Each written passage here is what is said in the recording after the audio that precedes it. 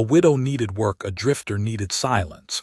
But when Catherine recognized the scar on his wrist, she realized the stranger eating at her table was the man who rode with the gang that killed her husband, and now he knows she knows. Catherine Marsh's hands were steady as she ladled stew into the tin bowl, though her heart had stopped beating the moment she saw it. The scar, 3 inches long, jagged as lightning, cutting across the inside of his left wrist. She'd seen that scar before, burned into her memory on the worst night of her life when 5 men had ridden onto her homestead, and her husband Samuel had stepped out with a rifle he never got to fire. The drifter, he'd said his name was Hayes when Mr. Dalton hired him on 2 weeks ago, sat at the far end of the long table with the other ranch hands, head down, eating in silence like he always did.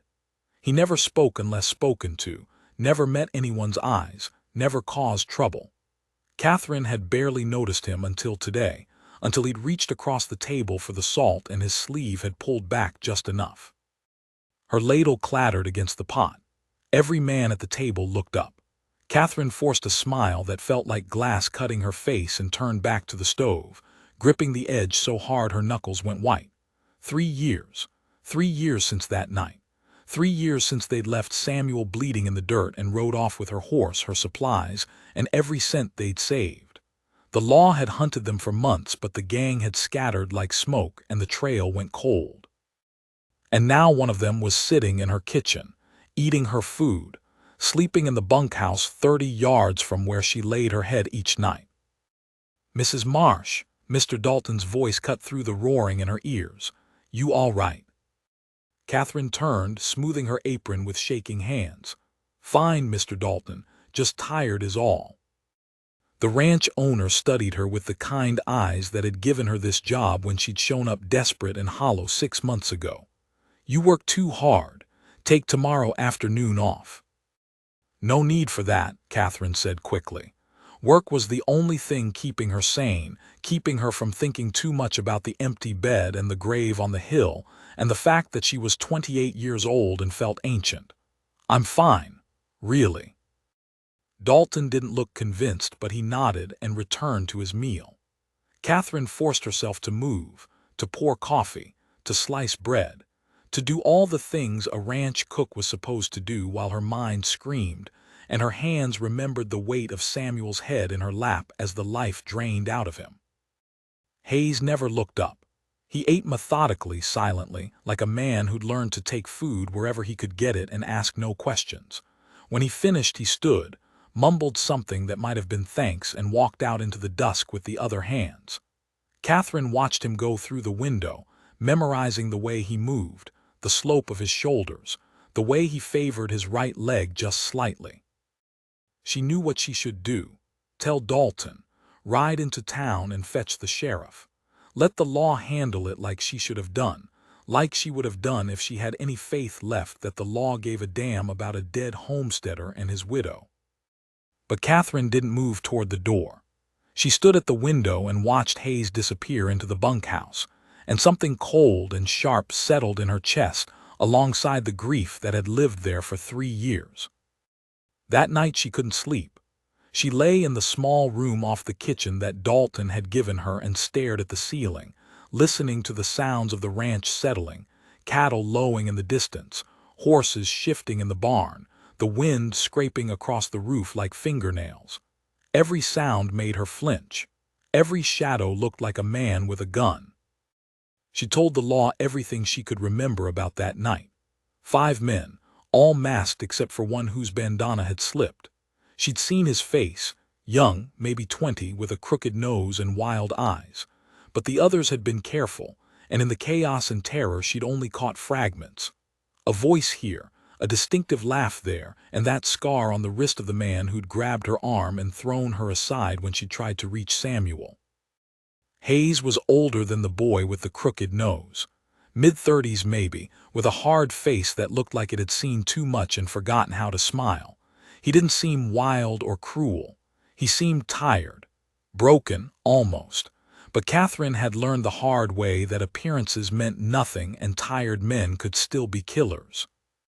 By dawn she'd made her decision. She wouldn't run to the law, not yet. She'd watch Hayes, learn his patterns, figure out if he was alone or if the others might be nearby.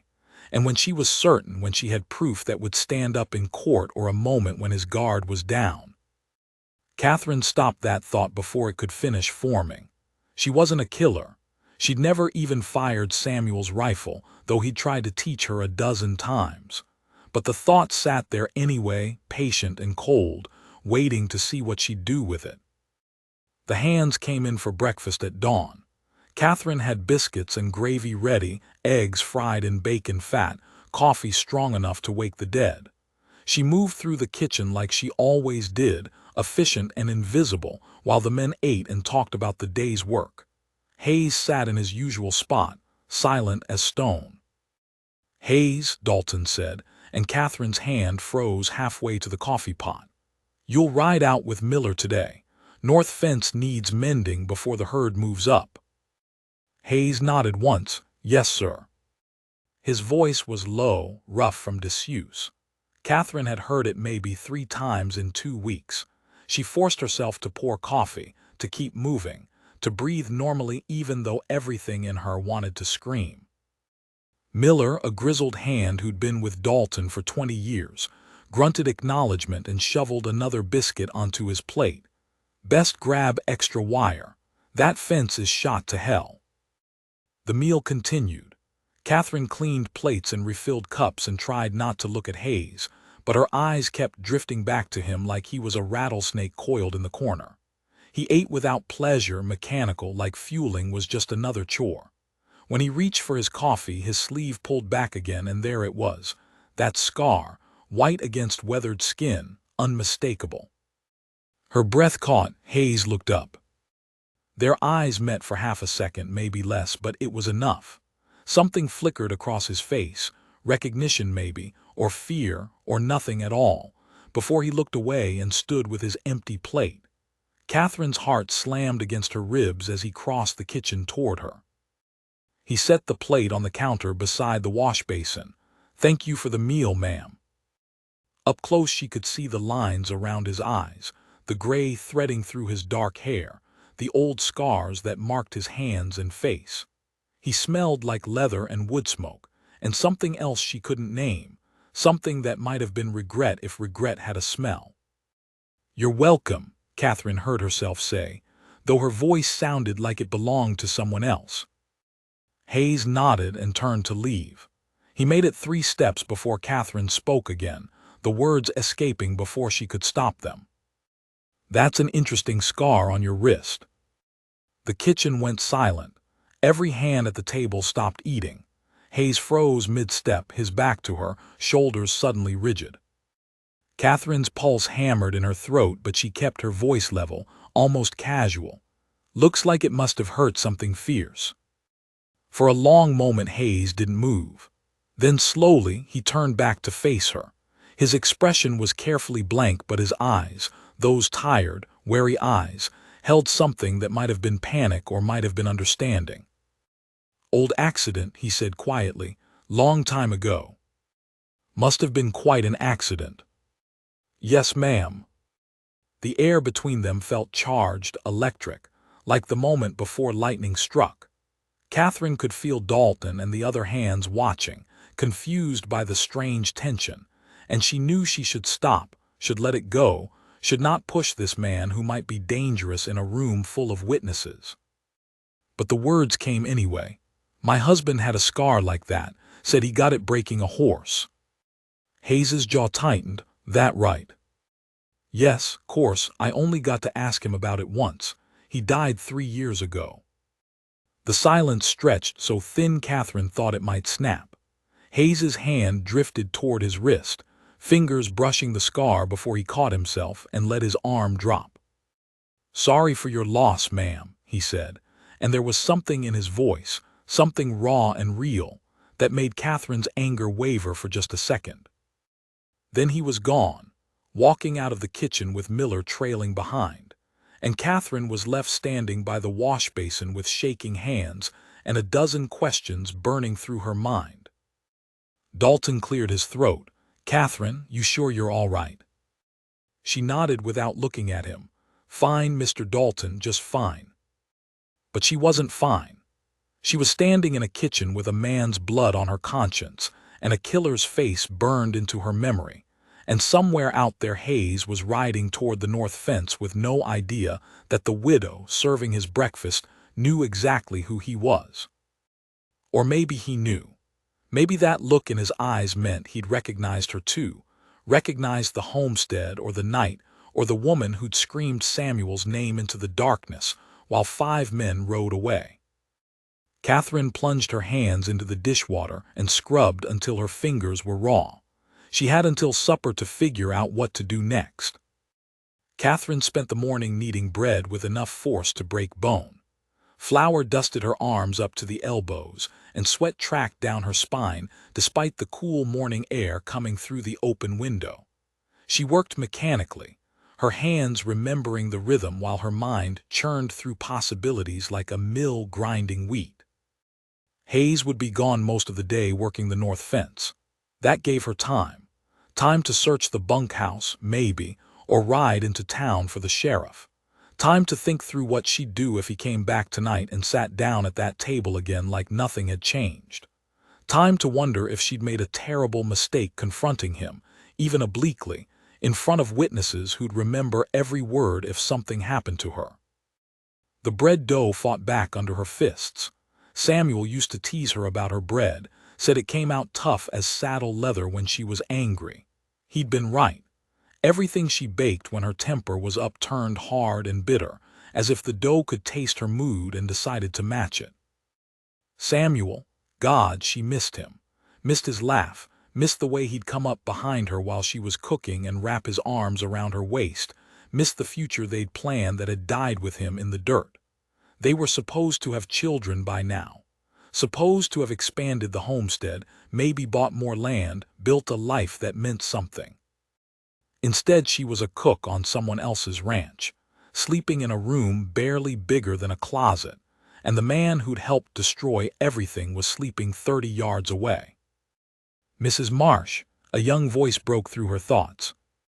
Catherine looked up to find Tommy Ricks standing in the doorway, hat in his hands, looking uncomfortable.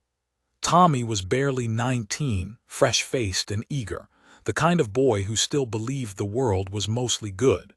He'd been kind to her since she'd arrived, always quick with a smile and a thank you, never crude or demanding like some of the older hands. "Tommy, what can I do for you?" "Mr. Dalton sent me back for the wire cutters. Miller forgot them." Tommy shifted his weight from foot to foot. "Also wanted to check on you if I'm being honest. You seemed upset at breakfast." Catherine's hands stilled in the dough. "I'm fine, Tommy, just tired." "That thing you said to Hayes about your husband's scar," Tommy paused, choosing his words carefully. "Did you know Mr. Marsh before he passed, I mean?" "Everyone knew Samuel," Catherine said, deflecting. "We had a homestead about 40 miles south of here. He was a good man." "How'd he die, if you don't mind my asking? You never said." Catherine pulled her hands from the dough and wiped them on her apron, buying time. She told Dalton the truth when he'd hired her, told him about the raid, about Samuel's murder, but she hadn't shared the details with the rest of the hands. It was easier to let them assume illness or accident, easier than seeing pity in their eyes every time they looked at her. "He was killed," she said finally. "Raiders came in the night, 5 of them, took everything we had and shot Samuel when he tried to stop them." Tommy's face went pale. "Jesus, Mrs. Marsh, I'm sorry. Did they catch them?" "No, the gang scattered. Sheriff tracked them for a while, but the trail went cold." Catherine met his eyes. "Why do you ask?" Tommy looked down at his hat, turning it in his hands. "No reason, just Hayes is a strange one, you know, keeps to himself. Don't talk about where he came from or what he did before. Some of the boys think maybe he's running from something." Catherine's heart kicked against her ribs. "What do you think?" "I think a man's entitled to his privacy," Tommy said. "But I also think you got a right to feel safe here, Mrs. Marsh, and if Hayes makes you uncomfortable." "He doesn't," Catherine lied quickly, too quickly. Tommy's eyes sharpened with concern. You sure about that? Because the way you looked at him this morning. I'm sure, Catherine forced a smile. Go on, Tommy, Miller's waiting on those wire cutters. Tommy hesitated, clearly wanting to say more, but he nodded and left. Catherine watched him go, then sagged against the work table. She was losing control of this situation, letting her emotions show when she should be cold and calculating. If Tommy had noticed something was wrong, others would too. And if word got back to Hayes that people were asking questions. The bread dough sat forgotten on the table, slowly collapsing in on itself. Catherine abandoned the kitchen and walked out into the yard. The ranch spread before her in all directions, corrals and barns and outbuildings, cattle grazing in the distance, the main house where Dalton lived standing proud against the mountains. It was a good place, a successful place. Dalton ran his operation fairly, paid decent wages, treated his people right. Catherine had been grateful for the work, grateful for the roof over her head and the routine that kept her from drowning in grief. But now that gratitude felt like a trap. How could she stay here knowing what she knew? How could she serve meals to a man who'd been there when Samuel died? And if she left, where would she go? She had no family, no money saved, no prospects beyond this job that Dalton had given her out of kindness. Her feet carried her toward the bunkhouse without conscious decision.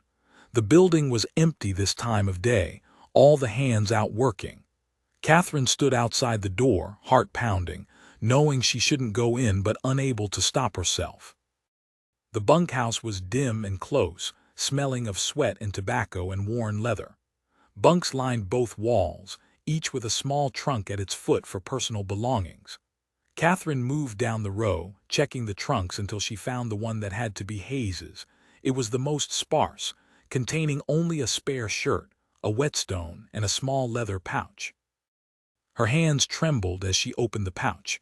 Inside was a handful of coins, a folded piece of paper, and a small tintype photograph. Catherine unfolded the paper first. It was a wanted poster, old and worn, for a gang called the Blackwood Boys. 5 men, wanted for robbery and murder across 3 territories. The reward was substantial, $500 per man, dead or alive. Catherine's breath caught.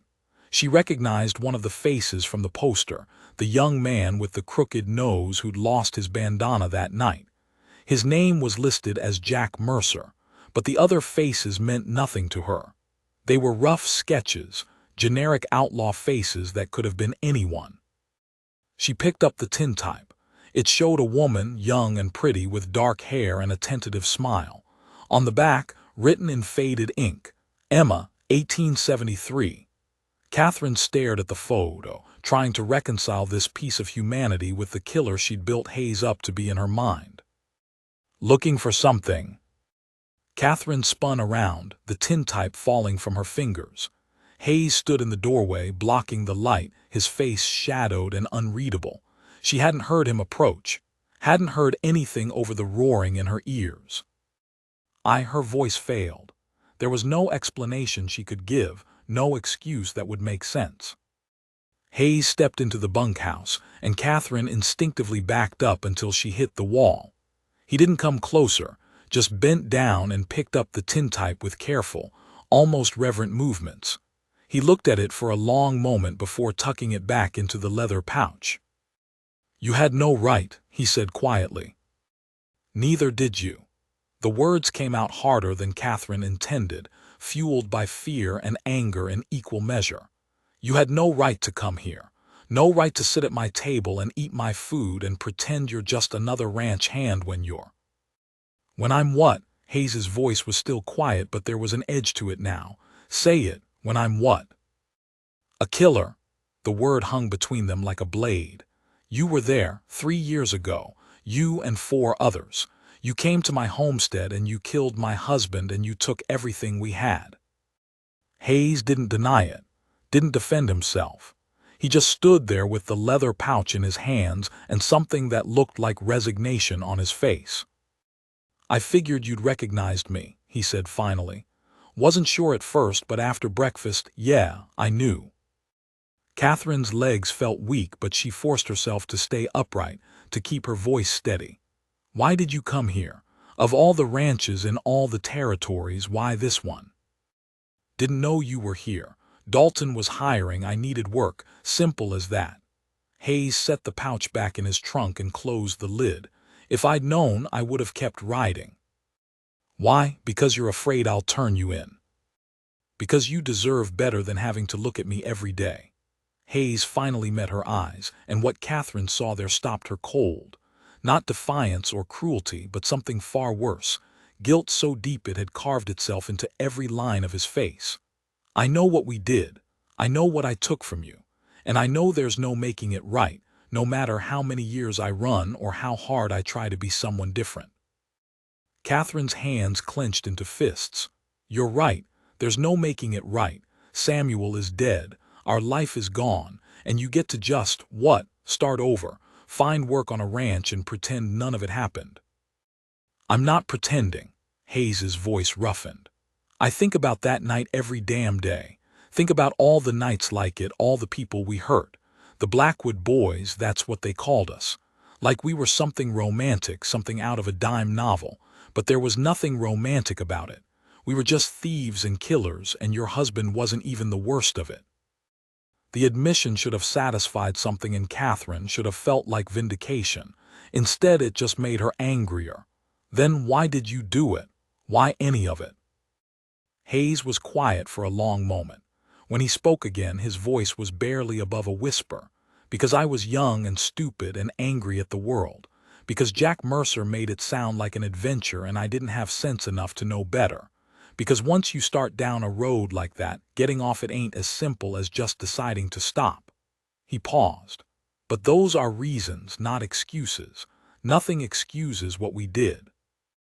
Where are the others? Catherine demanded. Jack Mercer and the rest, are they still out there? Jack's dead, caught a bullet in a botched robbery up in Colorado 2 years back. Hayes leaned against the bunk post, suddenly looking exhausted. The others scattered. I don't know where they are and I don't want to. That life, it's done. Has been for a long time. Catherine wanted to believe him. Some small, traitorous part of her looked at this tired, haunted man and wanted to see genuine remorse instead of just words. But belief was a luxury she couldn't afford. I should turn you in, she said. That poster in your trunk, there's still a bounty. $500. That's more money than I'd see in 5 years of cooking. I know. I could ride into town right now. Bring back the sheriff, you'd hang. Probably. Hayes didn't look afraid, just resigned. So why haven't you? It was a good question. Catherine had been asking herself the same thing all morning. Why hadn't she run straight to Dalton or the sheriff? Why had she spent hours agonizing over what to do instead of just doing what any rational person would do? I don't know, she admitted. Maybe because hanging you won't bring Samuel back. Maybe because I'm tired of being angry all the time. Or maybe, she stopped, not sure she wanted to finish that thought. Maybe what? Maybe because you're the only connection I have left to that night, Catherine said quietly. You're the only person who was there who can tell me why. Why us? Why Samuel? We didn't have much. We were nobody. Hayes's face twisted with something that might have been pain. You want to know why? There is no why. You were there, we needed supplies, your husband tried to stop us. That's all. There was no grand reason, no plan, just bad luck and worse choices. The truth of it hit Catherine like a physical blow. All this time she'd been looking for meaning in Samuel's death, some explanation that would make it bearable. But there was no meaning, just random violence from desperate men who'd moved on while she was left to pick up the pieces. Get out, she said, her voice breaking. Get off this ranch, tonight. Take your things and ride out and don't ever let me see you again. Hayes nodded slowly. And if I don't? Then I'll tell Dalton everything. I'll bring the sheriff. I'll make sure everyone knows what you are. Fair enough. Hayes picked up the leather pouch and tucked it into his shirt. I'll be gone by dark. You have my word. Your word, Catherine laughed bitterly. What's that worth? Not much, Hayes admitted, but it's all I've got. He walked past her toward the door, and Catherine let him go. Let him walk away like she'd let everything else in her life walk away: Samuel, her home, her future. She stood in the empty bunkhouse and wondered if this was what justice felt like, or if it was just more loss wearing a different face. Catherine didn't go back to the kitchen. She walked instead, past the barns and corrals, past the cattle grazing in the afternoon sun, until she reached the creek that marked the eastern boundary of Dalton's property. She sat on a flat rock and stared at the water rushing past, cold and clear and indifferent to everything happening on its banks. Hayes would be gone by dark. She'd won, if winning was the right word for it. She confronted the man who'd helped kill her husband and driven him away without violence or law or anything except the weight of his own guilt. It should have felt like something, triumph or closure or at least relief. Instead, Catherine just felt hollow, like someone had scooped out her insides and left nothing but empty space behind. The sun moved across the sky. Catherine didn't move with it. She sat and watched the water and tried to remember what it felt like to want something beyond just getting through another day. Before Samuel died, she'd had plans. They were going to plant an orchard, maybe get some chickens, save enough to buy the adjoining property. Small dreams, ordinary dreams, but they'd been hers and they'd mattered. Now she couldn't see past the next meal she had to cook, the next bed she had to make, the next morning she had to wake up alone. Mrs. Marsh. Catherine turned to find Tommy approaching, leading his horse by the reins. He looked worried, the way he'd looked this morning when he'd checked on her in the kitchen. "You've been gone for hours," Tommy said. "Mr. Dalton was getting concerned. Asked me to ride out and make sure you were all right." "I'm fine, Tommy, just needed some air." Tommy tied his horse to a nearby tree and sat down on the rock beside her, leaving a respectful distance between them. For a while he didn't say anything, just sat and watched the creek the way she'd been watching it. "I heard Hayes is leaving," Tommy said finally. "Miller came back from the north fence saying Hayes told him he'd be moving on tonight, said it wasn't working out." Catherine's chest tightened. "That's his choice." "Is it?" Tommy glanced at her sidelong. "Or did something happen between you two?" "Nothing happened." "Mrs. Marsh, with respect, I ain't blind. You've been upset since breakfast, and now Hayes is leaving sudden-like. If he did something to you, if he said something, or—" "He didn't," Catherine cut him off sharper than she intended. "He didn't do anything, Tommy. He's just leaving, that's all." Tommy didn't look convinced, but he nodded slowly. "All right, if you say so." He paused, picking up a small stone and tossing it into the creek. "Can I tell you something? Something I probably shouldn't." Catherine looked at him. "What?" "Hayes came to the ranch about a month before you did. Mr. Dalton hired him on, same as always, didn't ask too many questions, just needed an extra hand for the season. Hayes worked hard, kept to himself, never caused problems. But one night I was up late, couldn't sleep, and I saw him outside the bunkhouse just standing there in the dark. He was crying." Tommy's voice dropped. "I didn't say nothing, just watched. He stood out there for maybe an hour, just crying like his heart was broke, and then he went back inside like nothing happened." Catherine's throat felt tight. "Why are you telling me this?" "Because I think Hayes is running from something bad, something that haunts him. And I think maybe you recognize that in him because you're running from something too." Tommy met her eyes. "I don't know what happened between you two, and I ain't asking. But I've seen enough men in my short life to know the difference between someone who's bad and someone who's broken. Hayes is broken, Mrs. Marsh. That don't excuse whatever he's done, but I don't know. Thought you should know." He stood and brushed off his pants. "Mr. Dalton's expecting you back for supper preparations. I'll tell him you're on your way." Tommy untied his horse and rode off, leaving Catherine alone with thoughts she didn't want and a truth she wasn't ready to face. Hayes was broken. She'd seen it in his eyes this morning, seen it in the way he'd held that tintype of the woman named Emma, seen it in how easily he'd accepted her demand that he leave. But broken didn't mean innocent, and it didn't change what he'd done. Did it? Catherine walked back to the ranch as the sun began its descent toward the mountains. The kitchen needed cleaning, supper needed preparing, and she had a job to do regardless of how she felt about anything else. Work was simple. Work made sense. Work didn't ask her to sort through complicated feelings about guilt and justice and whether a man could truly change. The kitchen was exactly as she'd left it. The bread dough collapsed and useless on the table. Catherine threw it away and started over, mixing flour and water and salt with mechanical precision. Her hands knew what to do even when her mind was elsewhere. By the time the hands started coming in for supper, she had beef stew simmering on the stove and fresh biscuits cooling on the counter. Hayes came in last. He'd cleaned up, Catherine noticed, washed his face, combed his hair, put on his spare shirt. He looked like a man preparing for a journey, or maybe a man preparing to say goodbye. He didn't sit at the table with the others. Instead, he stood near the door, hat in his hands, waiting. "Mrs. Marsh," he said quietly when she looked his way, "could I speak with you outside?" Every head at the table turned. Catherine felt their eyes on her, felt their curiosity and their concern, and she knew whatever happened next would be dissected and discussed in the bunkhouse for weeks to come. But she nodded and followed Hayes out onto the porch. The evening air was cool, carrying the smell of sage and dust.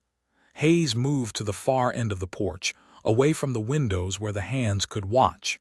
Catherine followed, keeping a careful distance between them.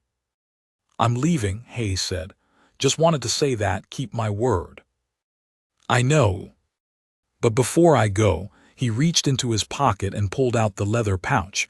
He held it out to her. "Take this." Catherine stared at the pouch. "I don't want your money." "It ain't much. Maybe $40, but it's yours if you want it. Payment for—" He stopped, seeming to struggle with the words. "Can't pay for a man's life, I know that, but it's something." "I told you I don't want it." Hayes lowered his hand but didn't put the pouch away. "Then let me tell you about Emma." "I don't want to hear about." "She was my wife." The words came out rushed, like if he didn't say them fast he wouldn't say them at all. "Married her when I was 18. She was 17, pretty as a picture, sweetest girl I'd ever known. We had a baby coming, I was going to be a father." His voice cracked. "Then the fever came through, took her and the baby both. I buried them on a Wednesday, and by Friday I'd fallen in with Jack Mercer and his boys.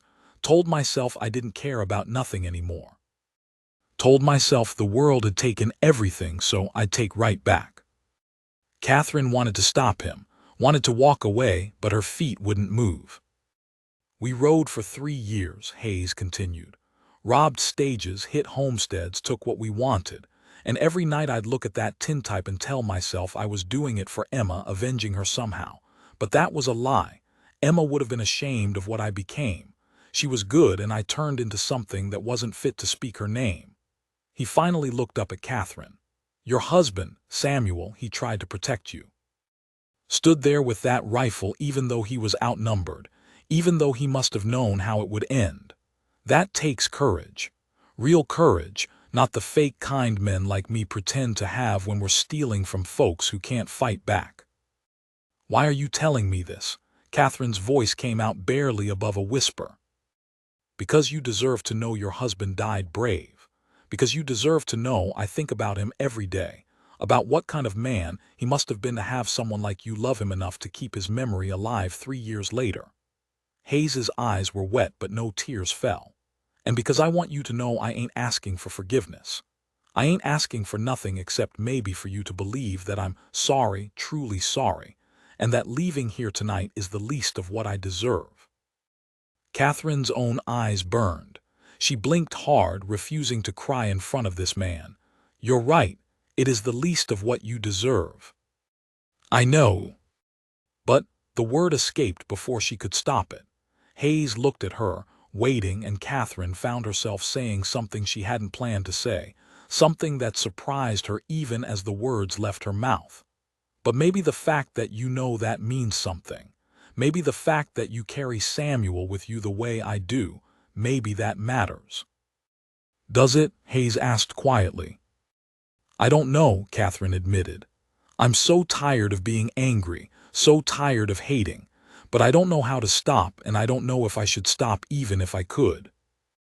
They stood in the growing darkness, two people bound by a violent night 3 years past, and neither of them knew what came next. The supper bell rang inside, Miller's voice calling for the hands to wash up and sit down. Real life, ordinary life, continuing on around them like their conversation wasn't happening. "I should go," Hayes said. "Let you get back to work." "Wait," Catherine heard herself say it before she decided to say it. "The others, the ones who scattered, do you really not know where they are?"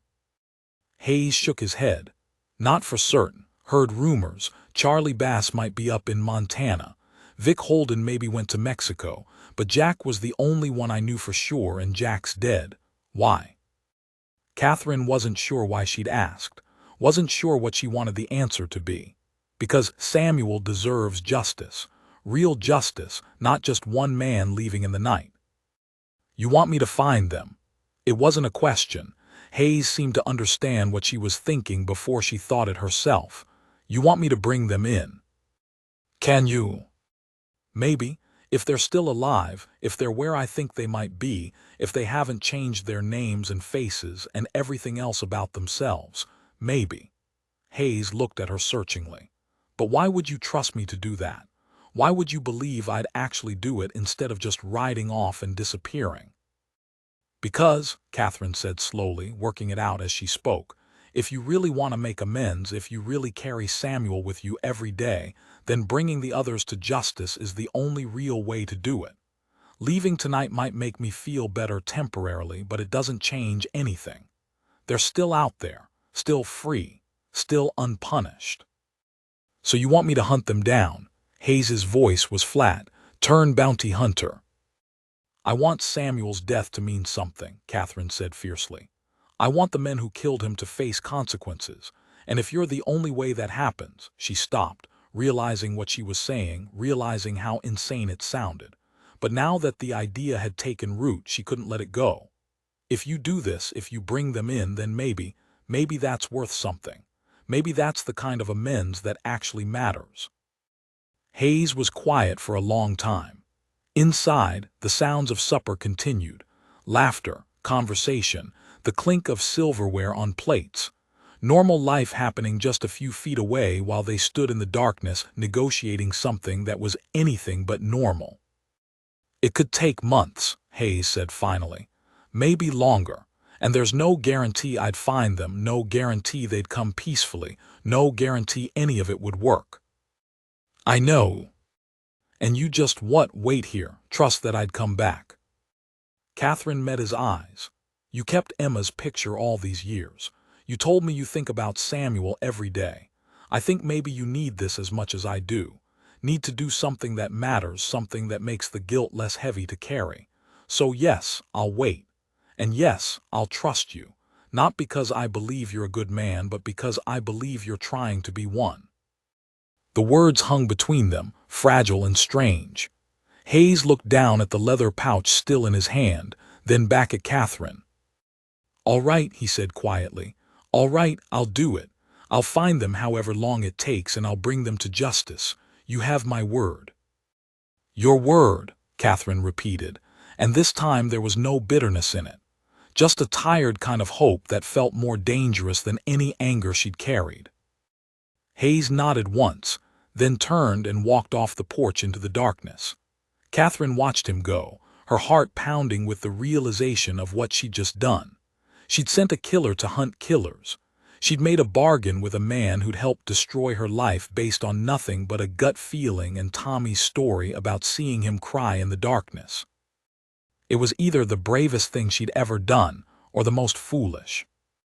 She wouldn't know which until Hayes either came back or didn't. Hayes didn't leave that night. Catherine found him in the barn at dawn, saddling his horse with slow, deliberate movements. She'd barely slept, tossing in her narrow bed while her mind replayed their conversation over and over, each repetition making her question her sanity a little more. But when she saw him checking his saddle bags and preparing for the journey, something settled in her chest. He was actually going to do it. "You'll need supplies," Catherine said from the doorway. Hayes turned, surprise flickering across his face. "Figured I'd provision in town." "Town's 20 miles south. You can take food from the kitchen. I'll tell Mr. Dalton it's payment for work rendered." She crossed her arms, suddenly uncertain. "Unless you'd rather not be obligated to me for anything else." "I'm already obligated to you for everything," Hayes said quietly. He finished tightening the cinch and turned to face her fully. "But I appreciate it, thank you." They walked to the kitchen together in the gray pre-dawn light. The ranch was still sleeping, no sounds except the horses shifting in their stalls and the distant lowing of cattle. Catherine moved through the kitchen gathering supplies: dried beef, hardtack, coffee, a sack of beans. Hayes watched from the doorway, making no move to help or hinder. "Charlie Bass," Catherine said as she wrapped the food in oilcloth. "You said he might be in Montana. Where would you start?" Hayes was quiet for a moment. Charlie liked his whiskey and he liked his women. If he's still alive, he'll be near a town big enough to have saloons and not so big the law pays much attention. Last I heard anything, someone thought they saw him around Helena, but that was 2 years ago. "And the other one, Vic Holden." "Vic's smart, smarter than the rest of us combined, which is why he's probably still breathing." Hayes leaned against the doorframe. "If he went to Mexico like I heard, finding him will be near impossible. But Vic had family in New Mexico, a sister, I think. Might be worth checking there first." Catherine tied off the bundle of supplies and set it on the table. "How will you bring them in? You can't just walk up and ask them to surrender." "No," Hayes agreed. "I'll have to be smart about it, careful. These men know me, know what I'm capable of. They won't come easy." He paused. "There's a chance this goes bad, chance I don't make it back." "I know. And you're still asking me to do this." Catherine met his eyes. "I'm not asking anymore. I'm telling you that if you mean what you said last night, if you truly want to make amends, then this is how you do it. And if you don't come back—" She stopped, surprised by the tightness in her throat. "If you don't come back, then at least you died trying to do something right." Hayes held her gaze for a long moment, then nodded. He picked up the bundle of supplies and turned to leave, but stopped at the door. "Mrs. Marsh, Catherine." It was the first time he'd used her given name. "I will come back. However long it takes, whatever it costs. I'll find them and I'll bring them to justice, and then maybe we'll both be able to sleep through the night." Then he was gone, walking back to the barn to finish preparing. Catherine stood in the empty kitchen and wondered if she'd just sent a man to his death or given him a chance at redemption. Maybe both. Maybe it didn't matter which, as long as something changed.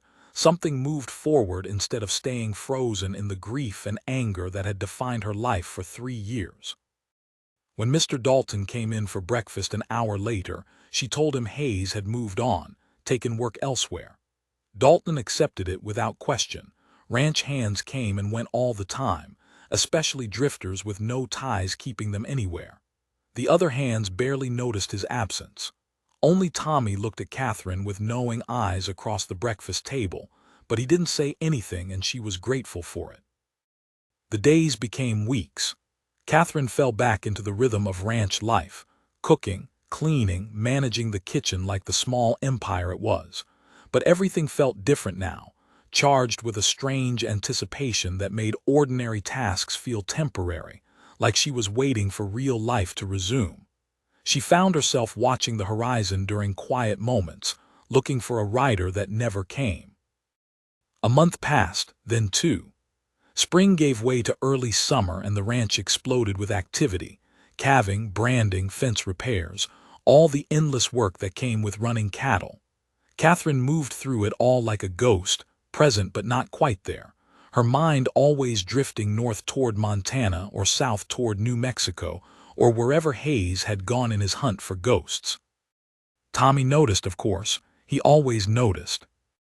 "You're waiting for him," Tommy said one evening as they sat on the porch after supper, watching the sun paint the mountains gold and crimson. "Hayes, you're waiting for him to come back."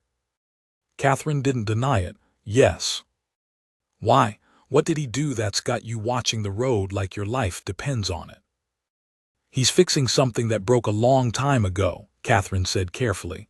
Or trying to. Tommy was quiet, digesting this. You care about him. No, the word came out too fast. I don't care about him, I care about what he's doing. There's a difference. Is there? Tommy asked gently. Catherine didn't answer because she wasn't sure anymore. She'd convinced herself this was about justice, about Samuel, about holding Hayes accountable for his crimes by making him accountable for the crimes of others. But somewhere in the long weeks of waiting, something had shifted. She found herself thinking about Hayes not just as the man who'd helped kill her husband, but as the man who'd stood in the darkness crying, the man who'd kept a tintype of his dead wife for years, the man who'd looked at her with such raw guilt that it had nearly broken her heart. She was starting to see him as human, and that terrified her more than any anger ever had. 3 months after Hayes left, Catherine received a letter. It arrived with the weekly mail delivery, her name written in a careful, unpracticed hand on the envelope. She took it to her room and sat on the edge of her bed, staring at it for a full minute before she found the courage to open it. The letter was short, written on cheap paper that had been folded and refolded many times. Mrs. Marsh. Found Charlie Bass in a mining camp outside Helena. He's changed his name to Charles Bennett, working as a blacksmith. He's married now, has 2 little girls. When I confronted him, he didn't run. Just looked at me with these tired eyes and said he'd been expecting someone to find him eventually. Said he'd been living in fear of it for years. I told him about you, told him what we did to your husband. He cried. Said he thinks about it all the time, about all the people we hurt. Said his daughters look at him like he's a hero and it makes him sick because he knows what he really is. He's agreed to come in. We're riding to the territorial marshal in Helena tomorrow. He'll face trial and whatever comes after that he says he deserves. I believe him. 1 down, 2 to go. Hayes. Catherine read the letter 3 times, her hands shaking. Charlie Bass was caught. One of Samuel's killers would finally face justice. She should have felt triumphant, vindicated. Instead, she just felt strange, hollowed out and filled up at the same time, like something had been carved away and something new was trying to grow in its place. She kept the letter, folding it carefully and putting it in the small wooden box where she kept Samuel's wedding ring and the few other things she'd managed to save from the homestead. Then she went back to work, to the kitchen and the cooking and the endless routine that kept her sane. Another month passed. The summer heat settled over the ranch like a blanket, making everything slow and lazy. Catherine spent her mornings in the garden Mr. Dalton had let her plant behind the kitchen, tending tomatoes and beans and herbs while the sun climbed higher. It was peaceful work, mindless work, the kind that let her thoughts wander without getting lost. She was pulling weeds one morning when Tommy came running from the house, waving a telegram. Mrs. Marsh, it's for you. Catherine's heart jumped. She stood, brushing dirt from her hands, and took the telegram with fingers that trembled slightly. Tommy watched anxiously as she read it. Holden found, stop in custody, stop. Heading to trial, stop. Last one still out there, stop. Will write soon, stop. HAYS. Good news? Tommy asked. Yes, Catherine managed. Yes, it's good news. 2 down. Only one left. The one Hayes hadn't named, the 5th man who'd been there that night. Catherine tried to remember if she'd seen anything distinctive about him, anything that would help Hayes identify him, but the memories were fractured and incomplete. She'd been so focused on Samuel, on trying to reach him as he died, that the men themselves had been little more than shapes in the darkness. But Hayes would find him. Catherine believed that now with a certainty she couldn't explain. Hayes would find the last man and bring him in, and then this chapter of her life would finally close. Except she wasn't sure anymore if she wanted it to close. Wasn't sure what would come after, what she'd have left to hold onto once justice was served and the debt was paid. For 3 years her grief and anger had been companions, familiar weights that defined her days. What would she be without them? The summer wore on. Catherine's garden flourished, producing more vegetables than the ranch could eat. She canned tomatoes and pickled beans and made preserves, filling the pantry with jars that glowed like jewels in the afternoon light. Mr. Dalton praised her work, suggested maybe expanding the garden next year, possibly raising chickens. It was the first time anyone had suggested she might still be here next year, and the thought didn't terrify her the way it would have a few months ago. In late August, another letter came. This one was longer, written over several pages in that same careful hand. Mrs. Marsh. The last man is proving difficult. His name was Pike Garrison, but he's not using that name anymore and I haven't been able to track him down. I've followed leads from Texas to Colorado with nothing to show for it. Some days I think he's dead, that I'm chasing a ghost. Other days I think he's smarter than the rest of us, that he saw what was coming and disappeared so completely that no one will ever find him. I'm writing this from a boarding house in Santa Fe. Tomorrow I ride north to check a lead about a man matching Pike's description working on a ranch near Taos. It's probably nothing, like the last dozen leads have been nothing, but I have to try. I think about you more than I should. Wonder how you're doing, if you're sleeping better, if you still hate me as much as you did the day I left. I wouldn't blame you if you do. Some days I hate myself enough for both of us. Charlie's trial was quick. He pled guilty, got 15 years hard labor. His wife brought the girls to see him before they took him away. The oldest one asked why her papa had to go, and he told her it was because he'd done bad things and had to pay for them. She's maybe 6 years old. Too young to understand but old enough to remember, and I keep thinking about how that's going to shape her life.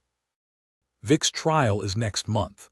He's fighting it, hired a lawyer, claims he wasn't even there that night. But I testified against him and so did Charlie, and the evidence is strong. He'll hang, most likely. I should feel good about that, but I just feel tired. I'll find Pike, however long it takes. I gave you my word and I mean to keep it. Hayes. Catherine read the letter sitting at the kitchen table long after everyone else had gone to bed. The lamp burned low, casting shadows that danced across the walls, and she traced Hayes's words with her finger like she could somehow reach through the paper and touch the man who'd written them. He thought about her more than he should. The admission did something to Catherine's carefully constructed walls, cracking them in places she'd thought were solid. She'd been so focused on justice, on vengeance, on making Hayes pay for his crimes by forcing him to confront them. She hadn't considered that he might become something other than the villain in her story. She hadn't considered that she might start caring whether he came back safe. September came with cooler nights and the smell of autumn riding on the wind. The cattle were driven down from the high pastures, and the ranch hands worked from dawn to dusk preparing for winter. Catherine threw herself into the work, canning the last of the garden harvest, smoking meat, organizing the stores that would see them through the cold months ahead. Staying busy kept her from thinking too much about the silence from Hayes, about the weeks that had passed since his last letter with no word of whether he'd found Pike Garrison or if the trail had gone cold. She was in the root cellar one afternoon, counting sacks of potatoes and making notes for what they'd need to buy in town, when she heard boots on the stairs behind her. She turned expecting Tommy or one of the other hands, but it was Mr. Dalton himself, ducking his head to fit through the low doorway. Mrs. Marsh got a minute. Catherine set down her pencil. Of course, Mr. Dalton, is something wrong? Not wrong, exactly. Dalton pulled off his hat and turned it in his hands. A gesture she'd learned meant he was uncomfortable about something. Just wanted to talk to you about your arrangements here. Catherine's stomach dropped. My arrangements? You've been with us coming up on 9 months now, Dalton said. Done fine work, better than fine. The men eat better than they have in years, the kitchen runs smooth, and you've even got that garden producing like I've never seen. I'm impressed, Catherine, really impressed. Thank you, sir. Catherine waited for the other boot to drop, for the part where he said he no longer needed her services or had found someone cheaper or any of the dozen reasons a woman in her position could find herself out of work. What I'm getting at is this. I'd like to make your position here permanent, not just seasonal help but year-round. Increase your wages, give you that room off the kitchen as your own proper space, maybe even let you take Sundays off if you want them. Dalton met her eyes. This place runs better with you here, and I'd like to make sure you stay. Relief flooded through Catherine so suddenly she had to steady herself against the shelf. Yes, Mr. Dalton, I'd like that very much. Good, that's settled then. Dalton put his hat back on, clearly pleased. You've built yourself a real place here, Catherine. Not many women in your situation get that opportunity, and I want you to know it's because you've earned it, not because I'm doing you any favors. After he left, Catherine sat down on an overturned crate and let the reality of it sink in. She had a home, not temporary shelter or charity, but an actual place that was hers for as long as she wanted it. It should have been everything she needed, everything she'd been working toward since Samuel died. So why did it feel incomplete, like she was waiting for one more piece to fall into place before she could truly settle? She knew why, she just didn't want to admit it. October brought the first frost and with it, another letter. Catherine recognized Hayes's handwriting immediately and took the letter to her room, closing the door for privacy before opening it. Mrs. Marsh. I found him. Pike Garrison has been living under the name Peter Granger, working as a foreman on a ranch outside Durango. He's got a woman, no children, keeps his head down and his past buried. When I confronted him, he pulled a gun. I didn't want to shoot him, needed him alive to face justice, but he gave me no choice. I got him in the shoulder enough to put him down without killing him. We rode to Durango together, me with my gun trained on him the whole way, him cursing me for a traitor and worse. He said I had no right to judge him, that we were all equally guilty, that turning him in was just me trying to feel better about my own sins. Maybe he's right. Maybe this whole thing has been selfish, me trying to buy redemption with other men's lives. But then I think about your husband, about Samuel standing there trying to protect you, and I know Pike needs to answer for that even if I never can. The marshal in Durango has him now. The trial will be in November. They asked me to testify and I will, even though it means standing up in a courtroom and admitting to everything we did. Even though it means everyone will know exactly what I am. 3 months. That's how long before I can come back. I don't know if you'll still want to see me by then. Don't know if you should. But I promised I'd bring them all in and I have, so if nothing else I've kept that promise. The woman Pike was living with came to see him in jail. She brought him clean clothes and food and sat with him even after he told her what he'd done. She looked at him like her heart was breaking, but she didn't leave. I couldn't stop thinking about Emma, about how she would have looked at me if she'd lived to see what I became. I'm glad she didn't have to see it. I'll write again after the trial. Hayes. Catherine read the letter 3 times, then folded it carefully and added it to the box with the others. 3 letters now, 3 pieces of a man she was slowly coming to know in ways that should have been impossible given how they'd started. Hayes the killer was becoming Hayes the broken man trying to fix what he'd shattered, and Catherine didn't know how to reconcile those 2 versions in her mind. Tommy found her that evening sitting on the porch watching the sun set behind the mountains, the letter still clutched in her hand though she'd long since memorized every word. He's done it, hasn't he? Tommy asked, settling onto the step beside her. Hayes found all of them. Catherine nodded. The last one goes to trial in November. And then what? I don't know. Tommy was quiet for a moment. You going to see him when he comes back? I don't know that either. Catherine turned to look at him. How did you know, about Hayes and me, about what this was really about? Wasn't hard to figure once I thought about it. The way you looked at him that morning, the way he left so sudden, the way you've been watching for mail ever since. Tommy smiled gently. Plus, I found that wanted poster in his trunk after he left. Turned it in to Mr. Dalton. We both figured Hayes was running from something, just didn't know what. When you didn't say anything about it, I figured you had your reasons. Catherine's breath caught. You knew this whole time. Mr. Dalton and me, yeah. But we figured if you weren't worried about it, we wouldn't be either. Hayes worked hard while he was here, never caused problems. Whatever he'd done in his past, well, everybody's got something, don't they? The casual kindness of it, the easy forgiveness, made Catherine's throat tight. He helped kill my husband, Tommy. He was there that night. He's one of the reasons Samuel is dead. Tommy didn't look shocked, just thoughtful. And you sent him to bring in the others. Yes. That's either the smartest thing I've ever heard or the craziest. Tommy picked up a small stone and tossed it into the yard. Maybe both, but it worked, didn't it? He's bringing them all to justice. He is. So what happens now? When the trials are over and the debts are paid, what then?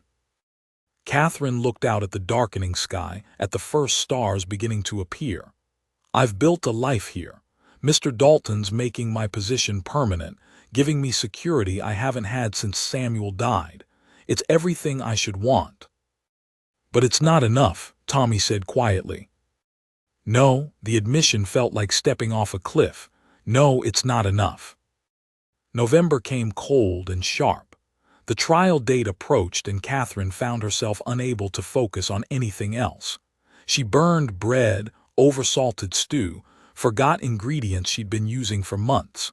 The hands noticed but said nothing, giving her gentle smiles and extra patience that made her want to cry.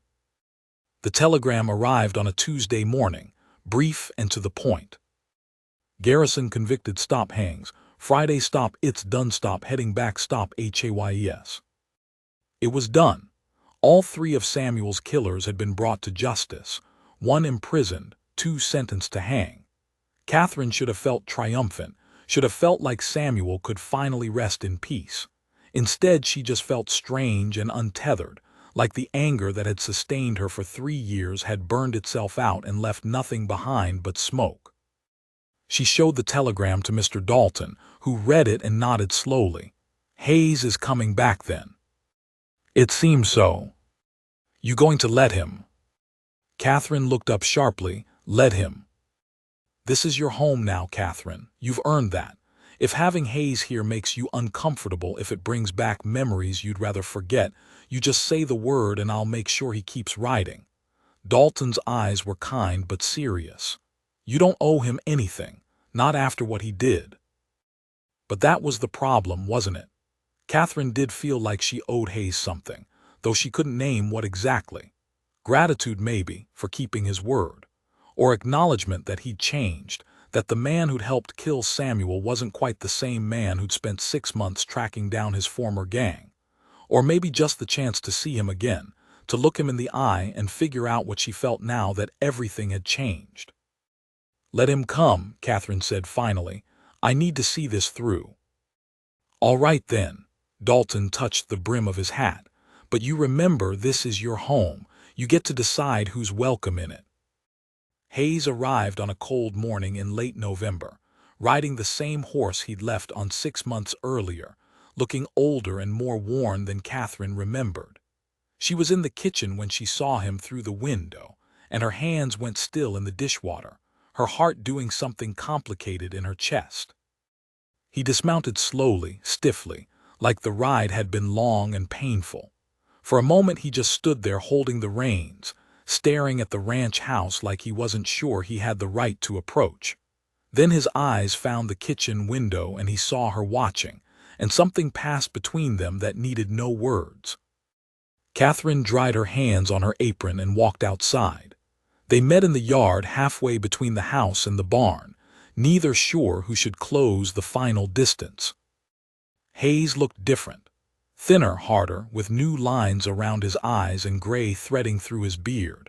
But there was something else too, a lightness maybe, or just less weight. Like he'd set down a burden he'd been carrying so long he'd forgotten what it felt like to stand up straight. "Mrs. Marsh," he said quietly. "Hayes. I brought them in, all three just like I promised." "I know, I got your letters, your telegrams." Hayes nodded, uncertainty flickering across his face. "I wasn't sure if I should come back. Thought maybe you'd be better off if I just kept writing." "Why didn't you?" "Because I needed to see you one more time. Needed to know," he stopped, struggling with words. "Needed to know if bringing them to justice changed anything, if it made Samuel's death mean something, if it made you hate me any less." Catherine looked at this man who destroyed her life and then spent 6 months trying to piece together some semblance of justice from the wreckage. She thought about the letters he'd written, the guilt he carried, the way he'd kept his word even when it cost him everything. She thought about Tommy's words, "Everybody's got something," and about Mr. Dalton's quiet acceptance of people's pasts. She thought about the 3 years she'd spent frozen in grief and anger, and the 6 months she'd spent learning that maybe the world was more complicated than she'd let herself believe. "I don't hate you," Catherine said finally, and realized as she said it that it was true. "I did. God knows I wanted to. But somewhere between you leaving and you coming back, something changed. I can't forgive what you did. I don't know if I'll ever be able to do that. But I can see that you've paid for it in ways that have nothing to do with jail or rope." Hayes's eyes glistened but no tears fell. "What happens now?" Catherine took a breath, making a decision that would change everything or nothing depending on how she chose to see it. "Now you stable your horse and wash up for supper. Mr. Dalton's probably got work if you want it, or you can ride on if that's what you need to do. But either way, you've kept your promise and the debt is paid." "And us?" Hayes asked quietly. "Is there an us to figure out, or am I just a ghost you're ready to let go?" Catherine thought about that, about the letters she'd kept, and the way her heart had jumped when she'd seen him ride up. About how the last 6 months of waiting had felt different than the 3 years of grieving, charged with something that wasn't quite hope but wasn't quite despair either. "I don't know," she admitted, "but maybe we could start by finding out." Hayes smiled then, small and tentative but real. "I'd like that."